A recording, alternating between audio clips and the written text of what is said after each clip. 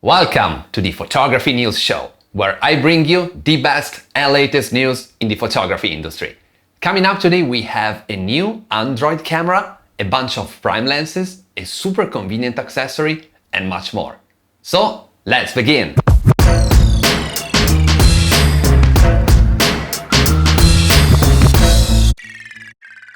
Hey fellow photographers, it's Alessandro Carpentiero, travel photographer and gear expert from Italy, and I want to welcome you to episode number 10 of the Photography News Show.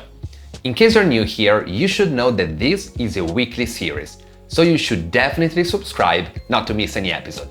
With that being said, let's see what's new in the photography industry. Camera news. Chinese manufacturer Yongnuo has launched the YN455, its latest Micro Four Thirds mirrorless camera. What's interesting about it is that it's powered by Android. Yongnuo released its first Android camera back in 2018, and the YN455 is the latest iteration of that idea, which brings improved ergonomics, a tilt screen, and better specs. It comes with a 20 megapixel Micro Four Thirds sensor capable of shooting videos up to 4K 30p, an 8-core Snapdragon processor, 64 GB of storage, 6 GB of RAM, a mic, a headphone jack, plus everything you would expect from an Android device, including a nano SIM card with 4G connectivity, Wi-Fi, Bluetooth, and all the rest. You could basically install Candy Crush on this camera. It surely is a particular product, but I think it can be useful for those who need a portable camera with a big focus on connectivity. It will cost the equivalent of $600 and is still unknown if it will be only available in China or other markets too. Lens news.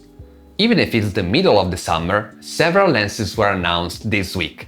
The first is the Laowa 14mm f4.0D, made for Canon EF and Nikon F mounts. It's a fully manual lens, and its strength is that it has close to zero distortion, making it ideal to shoot architecture. You can grab it for $500 on Laowa's website, while the mirrorless version of this lens is available at all your favorite online shops, for which I'll put a link in the description. We then have two new lenses from TTArtisan. The first is the 7.5mm f2 fisheye made for APS-C mirrorless cameras, which comes at just $150. And it even has a slot to install ND filters on the back of the lens. This can be a nice lens to play around with to expand your creativity, but at the same time you have to be mindful about using it, because it's really easy to overdo it. I still remember that when I started out with photography, I got a fisheye and I ended up using it basically with everything. And in hindsight, that was probably not the best choice.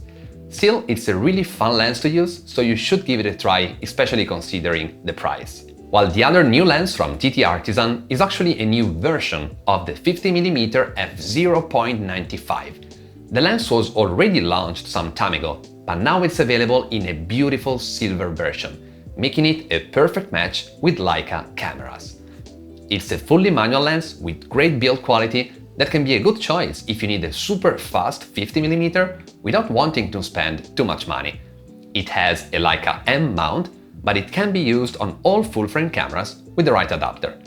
Talking about Leica, this week I have a super rare lens for you, the Leica 17mm f2. It's a huge lens with a crazy weight of 26 pounds or 11 kilograms. The Leica Lisse store in the Netherlands obtained one of these lenses, and it's accepting offers starting at 40,000 euros, about $47,000. Accessory news. Did it ever happen to you to be on a shoot and not having the right adapter to attach something to your tripod or light stand?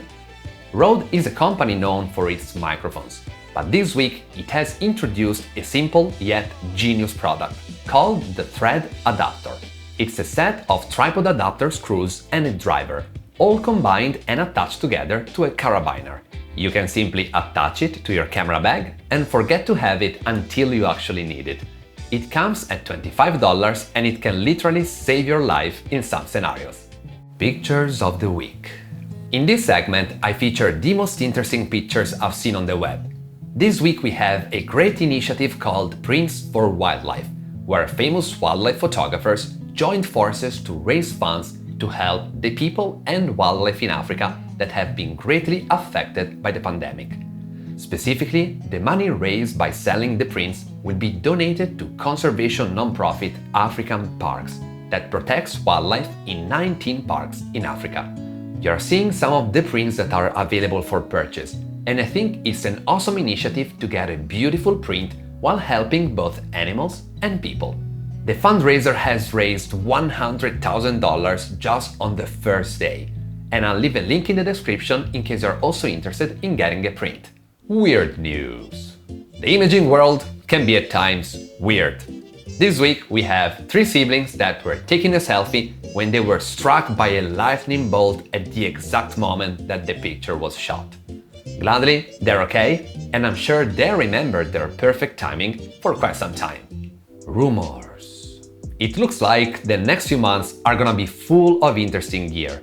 Fujifilm has invested heavily in the APS-C market until a few years ago they shocked the industry by announcing their first medium-format mirrorless camera. And the latest rumors are about Fujifilm's next medium-format camera, the GFX 50S Mark II. It should have the same appearance as the GFX 100S.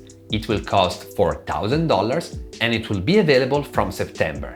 That's a considerably lower price than what we're used to from Fujifilm, and hopefully it will make the medium format mirrorless market a little bit more accessible.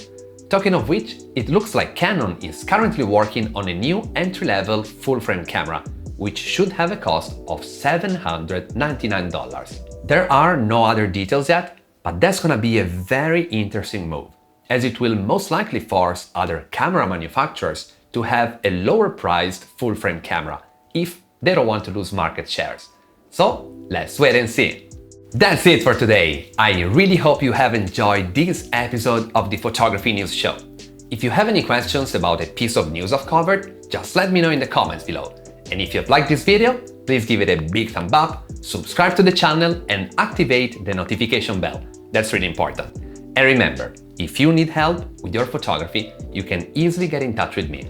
You can DM me on Instagram at Alessandro_Carpentiero or send an email to support@alessandrocarpentiero.com, and I will be always happy to help. So, thanks a lot for watching, and I'll see you in the next one!